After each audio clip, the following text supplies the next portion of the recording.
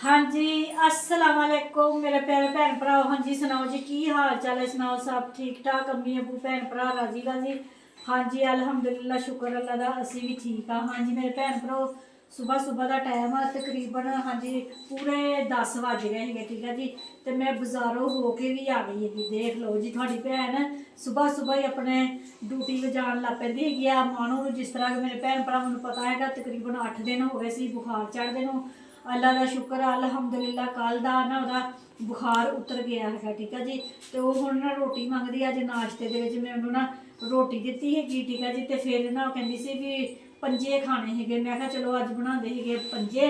बाजार गई, बाजारों पंजे लैके आते, लिया के उन्होंने ना बना सवार के रख लिया है। तो हुण मैं बना दी जी मसाला, ठीक है जी। दोपहर की रोटी के नाल असी बना रहे हैं यखनी वाले पंजे, ठीक है जी। तो रोटी अज मैं तवी ते कोई नहीं पकाई हैगी, अली हैदर ने दसिया वा भी तंदूर ना उन्हें भाई ने ता लिया है। तो मैं कहा चलो फिर अज तो फिर मज़ा ही आ जाना है वा तंदूर की रोटी के नाल पंजिया का सालन जबरदस्त, ठीक है जी। मसाला बनानी पेगी, बना के फटाफट बनाइए पंजिया का सालन ते नाल फिर लवाइए तंदूर तो रोटी, तो मज़ा आ जाएगा। तो मेरे भैन भरावो व्लॉग मेरा पूरा देखा करो, देख के लाइक तो सबसक्राइब कर दिया करो, तो कमेंट करके दसिया करो, ठीक है जी। लाजमी कमेंट करके दसिया करो भी थोड़ी भैन का व्लॉग थानू किस तरह का लग्या है, ठीक है जी। इस तो मैनू खुशी मिलती है, मैनू होर ज़्यादा फिर हौसला मिलता है भी मैं होर अच्छे तो अच्छा अपने भैन भरावां ब्लॉग बना के दिखावा, अपने घर की रूटीन दिखावा, ठीक है जी। अल्हम्दुलिल्लाह शुक्र अल्लाह ताला का बड़ा मेहर है मेरे ते, अल्लाह ताला की बहुत रहमत हैगी आ मेरे ते। मैं कहती इसी तरह ये रहमत मेरे सारे भैन भरावां ते अल्लाह ताला रखे, ठीक है जी। अल्लाह ताला नूं राजी रखा करो, तो अल्लाह ताला थानू भी हर आस मुराद थोड़ी पूरी करता है अल्लाह ताला, ठीक है जी। मैं अल्लाह का लख शुक्र अदा करदी कि अल्लाह सोने ने भी मेरे ते बहुत करम नवाजी की हुई है, ठीक है जी। तो मानो वाशरूम गई हुई है, तो असी जल्दी जल्दी हम बना लिए मसाला मसूला, तो फिर हांडी रख दो, ठीक है जी।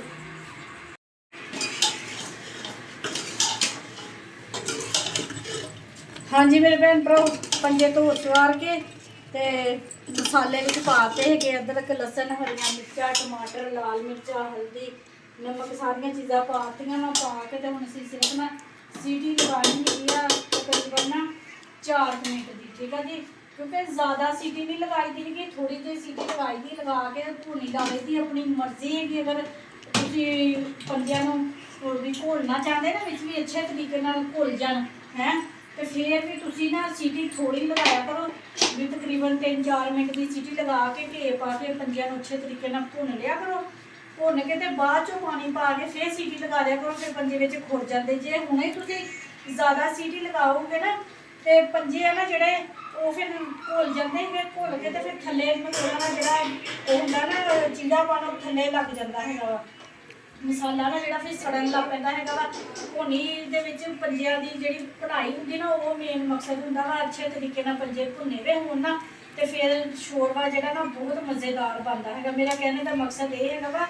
भी सीटी सिर्फ 3-4 मिनट की लगा के पंजिया भुन लिया करो अच्छे तरीके, ठीक है जी। वो भुनाई करके फिर पानी पा के सीटी लगा दिया करो। अपनी मर्जी है कि जिस तरह के फिर तुम रखना चाहते, अगर ज़्यादा घोलना चाहते वो घोल सकते, अगर थोड़े हल्के रखना चाहते तो वो भी कर सकते हैं, अपनी मर्जी है, ठीक है जी। असं सिर्फ 4 मिनट की सीटी लगानी, 4 मिनट बाद फिर खोलते हैं, ठीक है जी। हाँ जी मेरे भैन भरा 3 मिनट की सीटी लगाई सी, ठीक है जी। 3 मिनट बाद साडा जो पानी पाया से भी खुशक हो गया सीगा।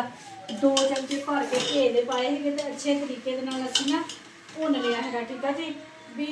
थोड़ी सीटी लगाने का मतलब यह होंगे भी फिर ना मसाला थले नहीं लगता है, भी पंजे घुल के ना फिर थले लगना शुरू हो जाए, तो अच्छी तरीके ना पंजिया की भुनाई नहीं होंगी। फिर यह होंगे भी थले मसाला सड़ी जान दिया है, तो हम पानी पा देंगे। इस वजह ना थोड़ा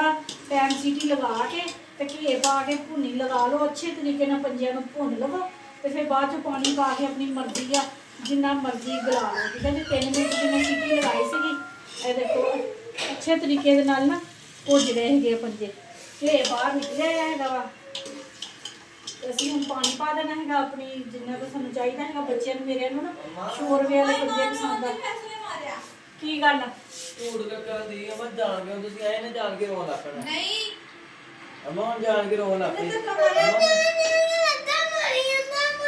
मैं पानी ना पाया पहले अच्छा फैसला हट जा तू मेनू ना सता है अच्छा वो नहीं कर देती है भूनी जो अले ला के चला लेता है जरा ये कर दी मिसवा रोटी नहीं खानी दे दे हैं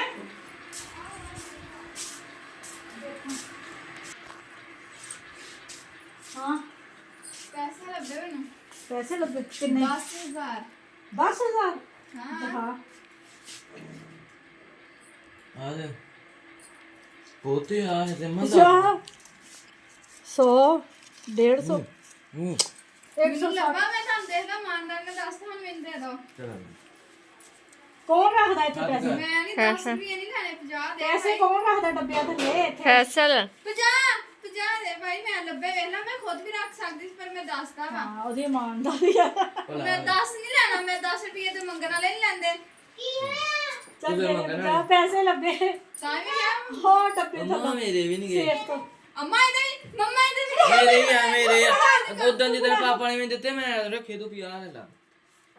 देखी ਫੈਸਲ 100 रुपया मेरा 2000 हो गया है ना 2000 हो गया पैसे ना तेन फड़ाए होना 1900 ਫੜਾਇਆ ਵਾ आप यार भी तेरे 10 हाँ ਫੈਸਲ 160 रुपये 10 ਰੁਪਏ ਨੂਰ ਦੇ ਯਾਦ पैसे रखदा सेब ते पैसे चल इनका तो मुझे नहीं याद शुरू बोल रहा ਇਹਦਾ मान ना शुक्र दे इन्होंने देखा है चल अल्लाह ही तौबा फैसल अपने घर हांडी पक्की तो नाल दे घर की पकाना शोरा है भी हाल वो गिल्ली कोनी वाली तो दीदी ने मेरा ऐसे होता है का लेना दुकानों नहीं मिले ना अच्छा रोज हलीमे खाई जाओ चले गए ना रोज जो खान लग पे ता करके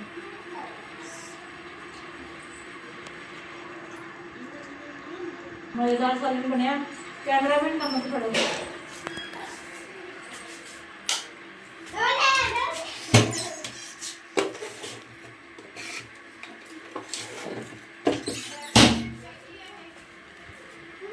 ਅੱਲ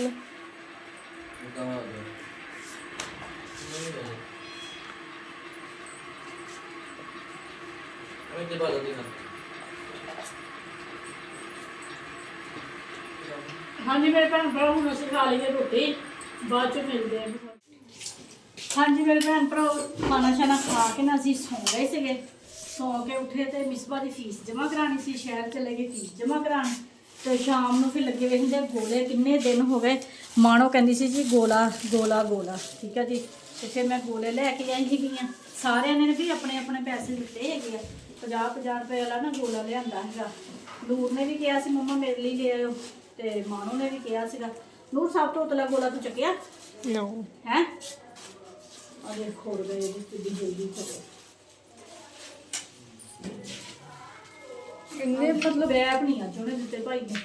अब इसमें फड़ी है बास्केट सिटी ते तो ले जाओगे तो मक्खियां हो जाएंगी चलो और ले आनी है थोड़ी कौलियां नूर कौलियां ले आई जल्दी ਤੇ ਬੰਦਾ ਕੁਝ ਲੈ ਕੇ ਤੇ ਜਮਾ ਕਰੀ ਜਾਣੇ ਪੈਸੇ ਦੇ ਦਿਓ हाँ जी मेरे भैन भरा साढ़े डाकखाने बाजार के गोलियां वाली रेहड़ी लगती है बड़े देख ला हुंदा कि पता भी लगन दा मम्मा व्लॉग बनाउण डई है ते इन्ने जबरदस्त गोले हुंदे आ ना ते मज़ा ही आ जाता हैगा वा ते उत्थे बह के भी खा सकदे असीं घर ले आई ते हैगे आ ते गोले हुण खाण लगे हैगे आ ਹਲੋ ਖਾ ਲੋ 3 ਜਣੇ ਜਾਵਾਂਗੇ ਫਿਰ ਦਾ ਚੱਲ ਠੀਕ ਹੋ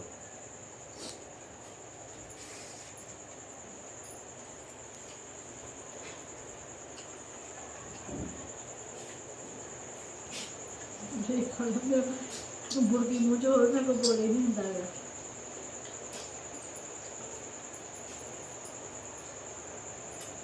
हाँ जी मेरे भैन भरा गोला शोला खा लिया सीगा फिर असीं उपर छत ते गए लसन सारा तरतीब दे नाल मंजे ते रखिया खैर नाल कनक भी साडी खत्म हो गई हैगी आ